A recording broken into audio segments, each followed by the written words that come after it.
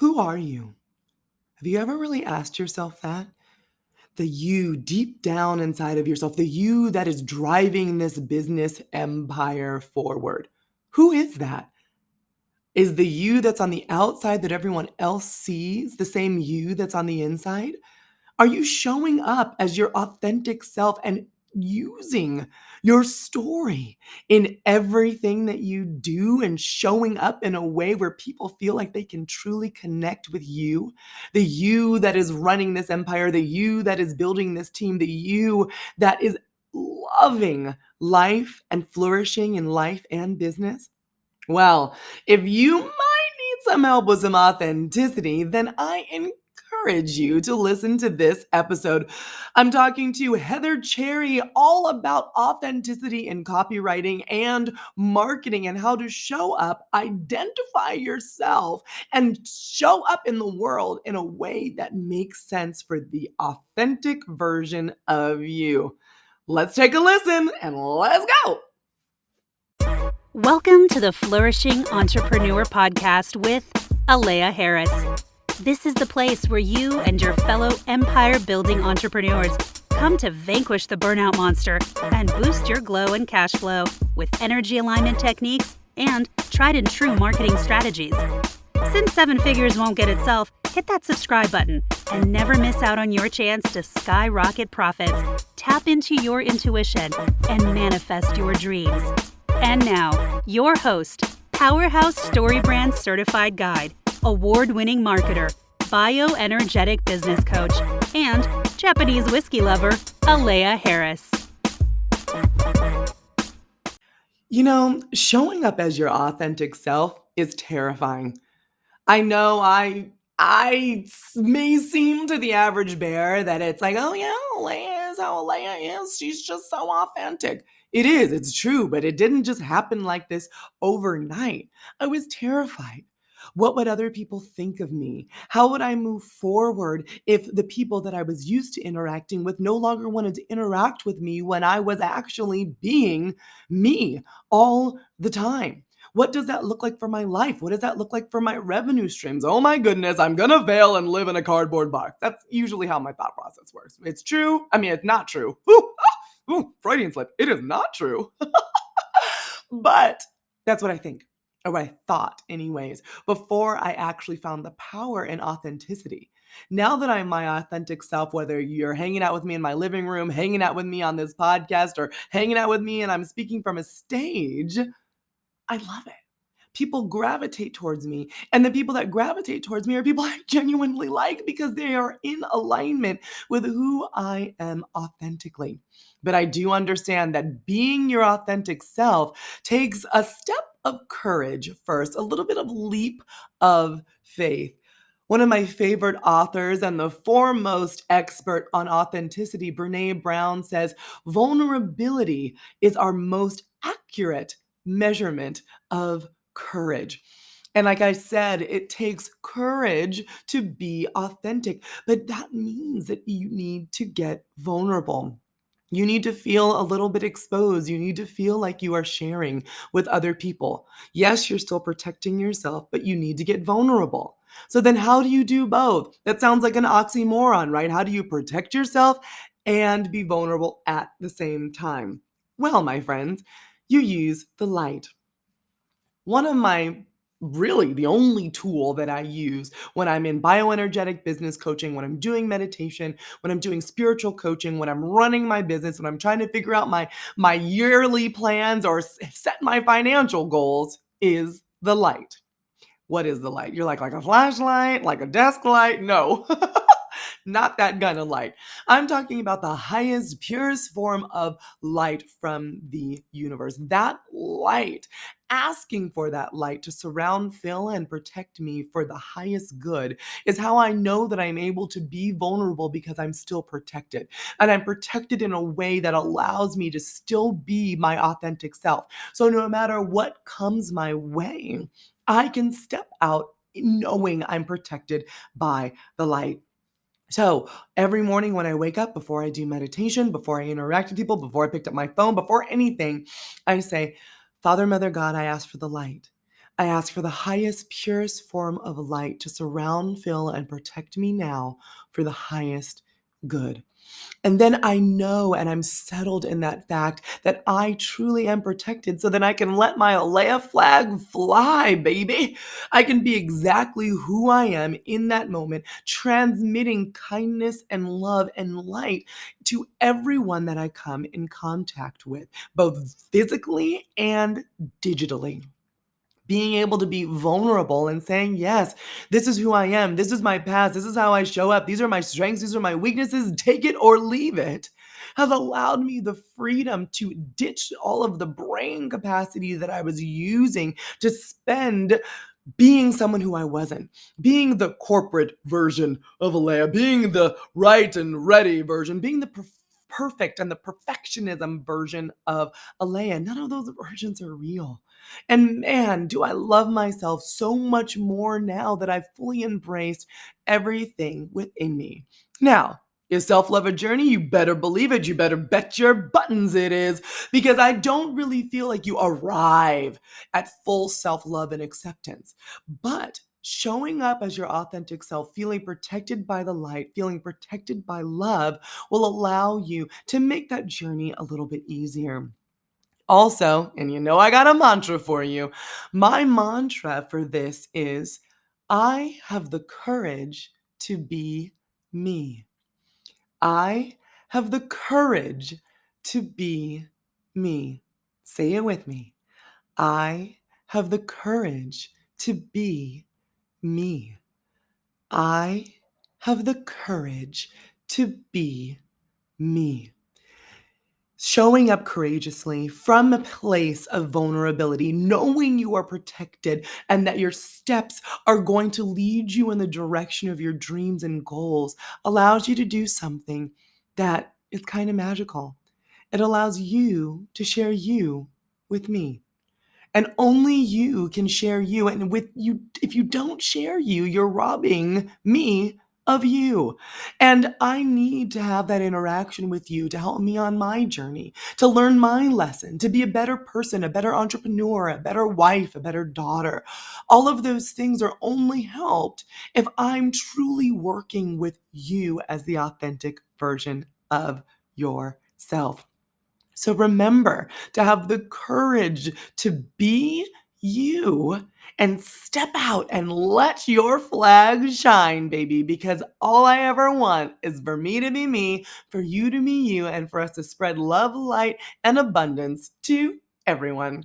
All right, now let's dive into talking to Heather Cherry, who's going to get a little bit deeper into how to use authenticity not only in your life, but also inside of your marketing copy. Hey there, Heather. Thanks for joining us on the Flourishing Entrepreneur podcast. How are you doing today? I'm doing well. How about you? I am doing great, mostly because I love talking to other marketers. So I'm excited that I get the opportunity to do that here today. We're going to talk especially about your book, Market Your Ass Off: Simple Strategy for Smart Business Marketing. But before we dive into that, why don't you take a moment to tell people the problem that you solve and what you do out there in the big bad world? Yeah. So, first, thank you for having me. I'm so excited to be here. The problem that I solve for businesses is really telling their story. So, I focus a lot on writing authentically and how that kind of comes across in all kinds of marketing copy. So, I work a lot with website content and blog content, but I can work across email marketing, white papers, ebooks, whatever a business may need, I can help kind of take their brand and create that voice for them. As a fellow copywriter, because that's one of the main things that we do at Flourish Marketing, I love, love, love talking to other copywriters, especially those that are focused on voice, because otherwise everyone's copy sounds the same, right? You need to sound like you. That is the goal of copywriting. So I'm glad that you also subscribe to that methodology. But talk to me a little bit about your journey. Have you ever, as you're writing your book, you're building your business, have you ever experienced burnout? And if so, what have you used to beat the burnout monster and stay in alignment both personally and professionally? Yeah. So I feel like the burnout is just always kind of like an ongoing challenge as a writer. So, the way I combat that is I like to work on a variety of different projects. So I'm not always writing. I might be doing strategy or just kind of, working as an editor. So I work in a variety of ways. And I think that that really helps kind of refresh my brain. But I also I love to work out. So that definitely is like a personal thing that kind of overflows into my professional life. But also just being very mindful about things that I'm doing. So, and I think that that really helps create a better project when I'm working on it because I'm just really trying to focus on that project as an individual piece and not thinking about what I have to do later in the day or next week. And that's actually something I have to always be reminding myself of because there was a point where I was just like, I was working on a project and I was just worrying about the next one. And I was like, I wasn't doing my best work. So, and I was getting burnt out so fast. So I think mindfulness is probably my number one tip. I'm all about the mindfulness, Yeah. all about it. I live it. I breathe it. I love it. Now, am I always mindful? Am I like, have I ascended? Am I sitting underneath my personal Bodhi tree right now? No, that's not what's happening. However, is it a consistent goal of mine to be in the moment because that's truthfully the only thing that really exists is the present moment. Whatever is happening right now is real. Whatever is in the past is a memory. Whatever is in the future is like, just a thought form that is beginning to take shape. So I love how you said being in the current moment helps you do better work. That's awesome. Are there some other mindfulness practices that you dive into besides working out? How do you stay in that present moment? Well, I just try to kind of like focus on, what's happening right now. And, just like I love to go outside if I'm feeling very overwhelmed because I think nature is like the best mindful tool out there. But just always kind of finding those cues and understanding like my triggers and, if I feel myself like getting overwhelmed or approaching burnout, I'm like, okay, I need to take a step back and see like what is happening and what is contributing to that. And then kind of reverse engineer it and start back to the basics. Yeah, I love simplicity is sometimes the hardest thing to get. That one of my 2022 goals for my team, they're like, "Thank God, because you're way too complicated." One of them is simplicity. Simplicity, consistency, and platform development. Those are my 3 overarching 2022 goals, and of course, because I'm type A and Enneagram 3, there's, like, spreadsheets and a ClickUp thing and, like, subtasks and all of that that goes along with it to try to be as simple as possible. It's a little Yeah. bit of an oxymoron.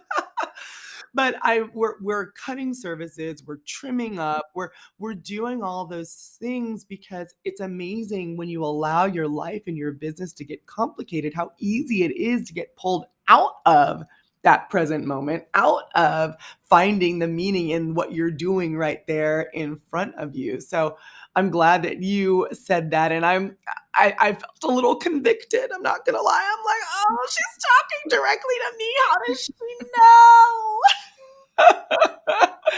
So yes, I hear you loud, loud and clear.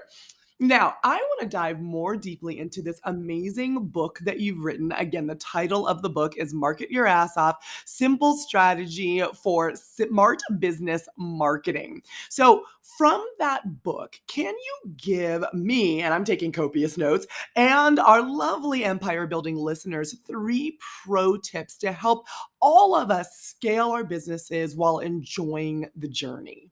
Yeah, of course. So I think that my three tips kind of really relate to content because I feel like that's the direction of marketing these days and it can apply to all mediums that you're using. So, tip number one, focus on creating great content.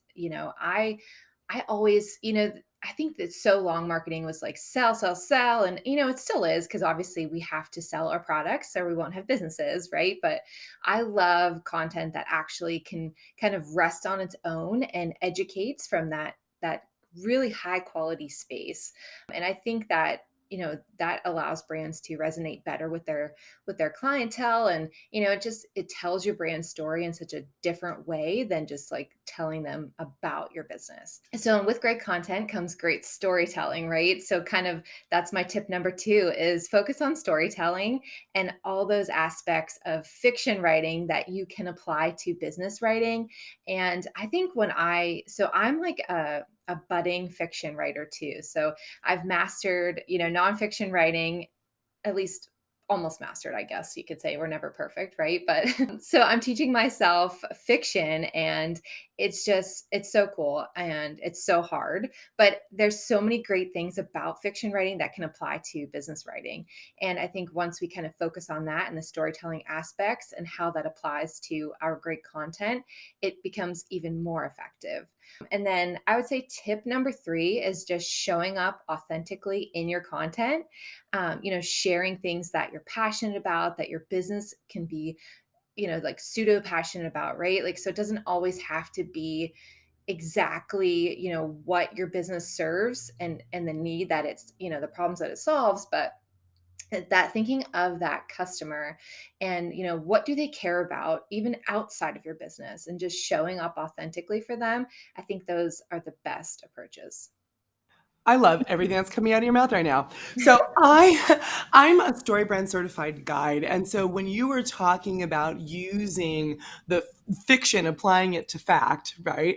And using those storytelling mechanisms, that's everything that we do at Flourish Marketing. So what are some of your kind of like, or maybe like I'm being a little greedy. I'm not gonna lie right now, Heather. I'm being a little greedy because I want to know like if you can give me like one more tip around like the storytelling aspect, and what do you mean by that? How do you do that?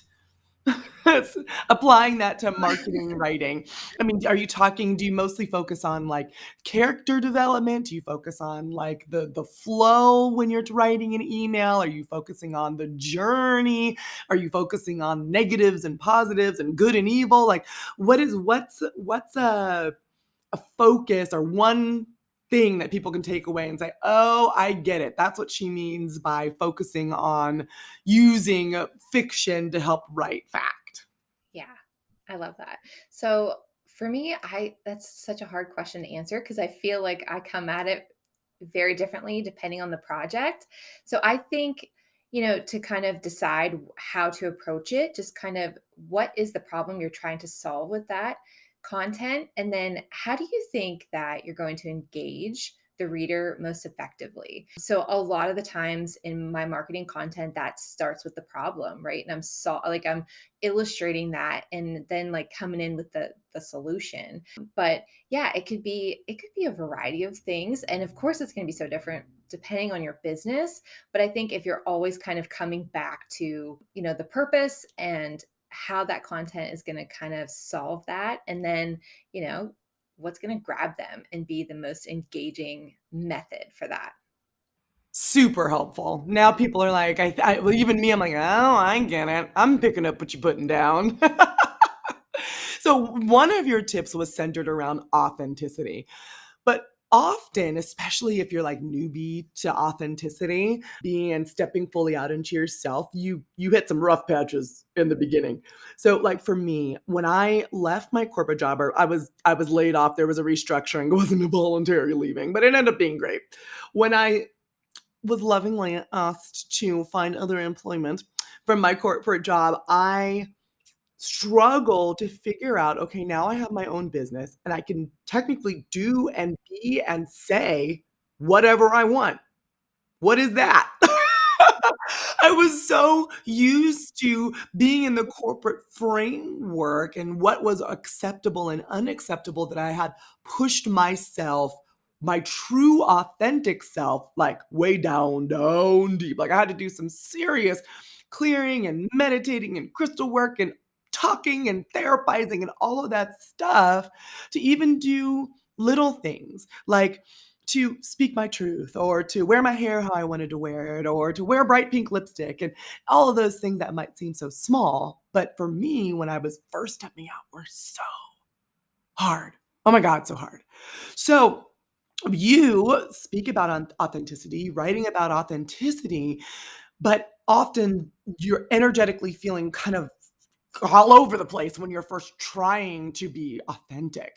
So, what tips or tricks do you have for someone maybe in that part of their journey to try to celebrate themselves, their authenticity, protect who they are in their budding new self, and manage their energy when they're growing into the more authentic version of themselves? Yeah, so I feel like, and for me, it was also kind of a very, it was a hard journey to kind of find out who I am. And, I think finding your authentic self never ends. So, always keep that in mind. But I think the easy, like one of the best tips I have is just allowing yourself to live in that intersection.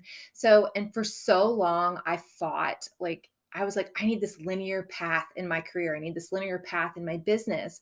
And then I was like, wait a minute, like I'm not a linear person. Like I live and breathe as a wife and a mom and a business person, so, and I'm an author and a writer. So I'm like, I need to embrace all of those things and then finding out the similarities. And I think that once we allow ourselves to do that, that's when we can really become authentic and not trying to be like, oh, I need, like you said, like fitting it into this framework or this box and just like seeing like, okay, like acknowledging it that it's different, but it's also the same. And I love that. And I think that, and that looks very different for a lot of people. So, however that fits into your life, whether it's professional and personal, and just like letting that overlap be, I think is the best advice.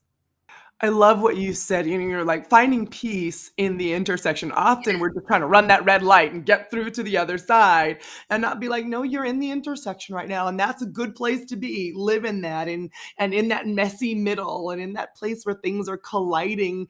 And I actually find myself when I'm in those places, I'm not gonna lie, I still get a little bit like, what's happening?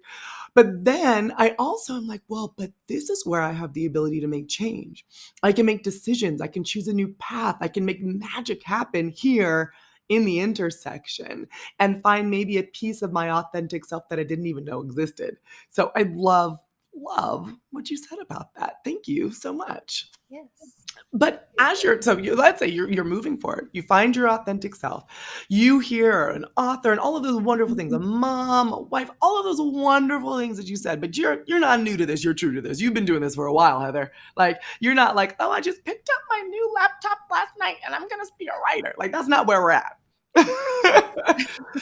But if you could rewind a little bit and you had in front of you the version of yourself that existed a year after you started your business, what is the one piece of advice that you would give that budding, young, bright eyed, bushy tailed Heather who has no idea about all the stuff that's about to happen? What is that?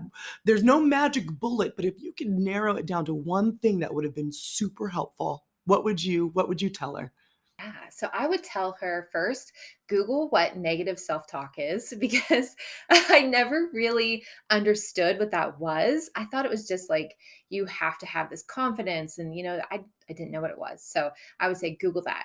And then I would just say, just have the courage. I think that when we're new to anything, we have so much negative self-talk and we're just overwhelmed by it, and then that just diminishes our courage, and then it's like a cycle, and then we talk ourselves out of it. So I would just tell her, Google that and just look at it for what it is and get over it and keep going.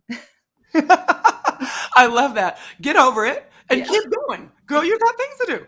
I don't Yes. even know why you're talking about that. And don't let I have a limiting character. It's okay, it's a little mini story here. When I was growing up, loved Roger Rabbit, the movie. And then I loved Jessica Rabbit because I thought she was so glamorous and perfect with her sparkly dress and her red hair. And so I told my parents that my name was no longer Alea. It was going to be Jessica Beautiful Unicorn Rabbit. Please do not forget, do not mess up my middle name of Beautiful Unicorn. Thank you so much. as I got older, Jessica became kind of a drag because I had this image of what perfection looked like. I mean, it wasn't always the red hair and the dress, but it was this thought of what perfection was and beauty and all of these things. And Jessica, that chick needed to go. And she turned from my cute little name as a kid to my limiting character.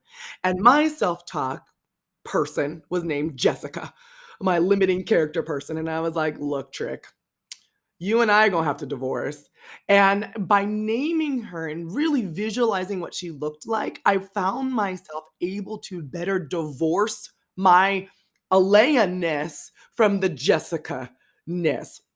Now, when I hear that negative self-talk, I'm like, Jessica, you need to sit down. I'm not talking to you. Nobody even wants to hear from you. Why are you here?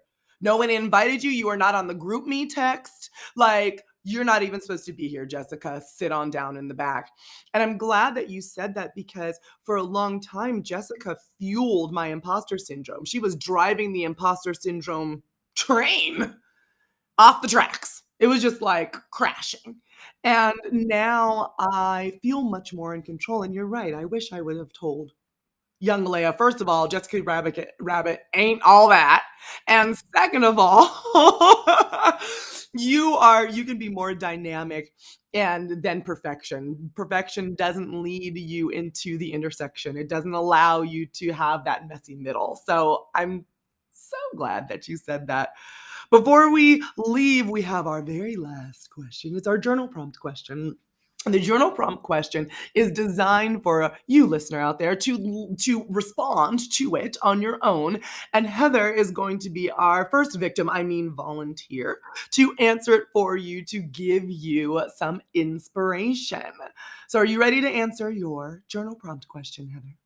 I think so. Let's do it. Okay. The journal prompt question is, what are 3 things that are preventing you from showing up as your authentic self in your everyday life? Ooh, good question. I would say number one is that lingering negative self talk. Um, I would say number two are past failures if we don't allow them, if we don't overcome them in that negative self talk. So I guess it's kind of like a two-part, kind of like related. Number three, gosh, I have to think about that. I would say, so for me, I'm a very helpful person. And sometimes I say yes to a lot of things that I probably should say no to. So just always being mindful of that and only saying yes to the things that really, truly matter. And if I do say yes, being realistic with my time. So, That's huge. I am a big culprit of that. I'm like, oh yeah, no, I could do that. I could do that. I could do that. No, I don't need to eat. And peeing is super overrated. So I'm just gonna pack my calendar like full because when I'm busy, I feel better that something's happening. Right. And I just love what you said. And I'm not doing any of the things, any of the great pieces of advice you give. I'm not being my authentic self, right? Not setting those boundaries, listening to Jessica. I mean, it's really just a shit show, is really what it is. So I'm glad that you said that. Are there any parting words of wisdom that you'd like to leave the listeners before we ask where they can find you and follow you? sure. So I think my last piece of advice is just don't let yourself get overwhelmed and keep persevering because marketing is a journey, as you know. And, you can go into something with the greatest, hopes and aspirations and it falls flat. And even on the other side of that, you can come into something with zero expectations and it excels. So just always come at everything with an open mind and just be ready for whatever comes your way. I love that. Great parting words. Amazing. Tell the people where they can find you as well. I'm going to make sure to put the link to your book, Market Your Ass Off, Simple Strategy for Smart Business Marketing, inside of the show notes. But if they want to connect with you further, where can they do that? Sure. So you can find me on my website, heathercherry.com. I'm also on Facebook, Instagram, and LinkedIn. Amazing. Thank you so much, Heather. Thank you. This episode is brought to you by Copywriting by Flourish Marketing. Do you experience peaks and valleys in your revenue? That's a stressful way to build a business, and it makes scaling impossible. One day you're buying a new Louis bag, and the next you're rubbing together your coins to dive into the racks at Ross. You don't have to struggle with financial feast and famine. A strong email marketing funnel provides you with a captive audience that's eager to buy your products and services. At Flourish Marketing, we use the StoryBrand SB7 framework to create lead-generating PDFs, quizzes, ad copy, email sales sequences, website wireframes, and weekly content to attract, convert, and close more clients. If you're ready to start generating more revenue on autopilot, visit www.flourishmarketing.co and schedule a call today. A strong email list means that you'll have more headspace to focus on your zone of genius instead of stressing about bills and making payroll. Jump on the No Stress Express at www.flourishmarketing.co.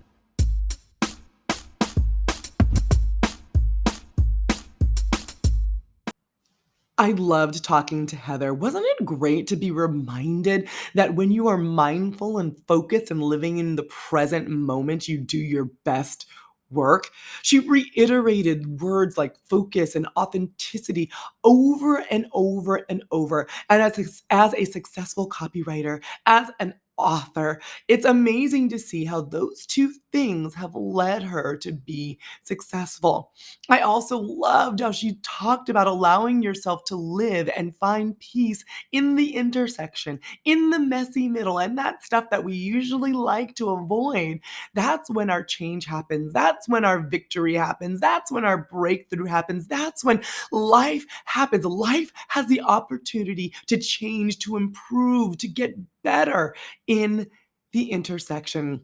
And don't you dare let that negative self-talk get in your way. Get your own Jessica and kick her to the curb, right? Do not allow her to rob you of the magic of the future that is full of possibilities.